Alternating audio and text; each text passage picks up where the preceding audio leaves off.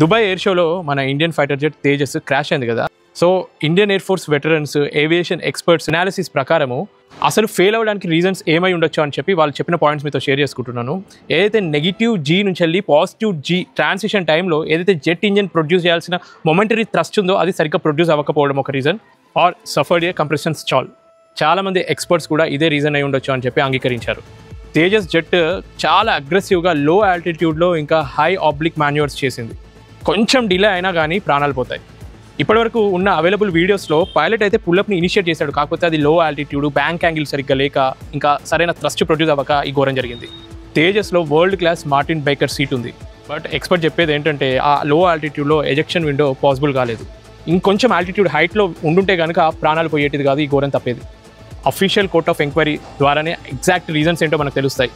My deep condolences to wing commander Naman Syal. జై హింద్.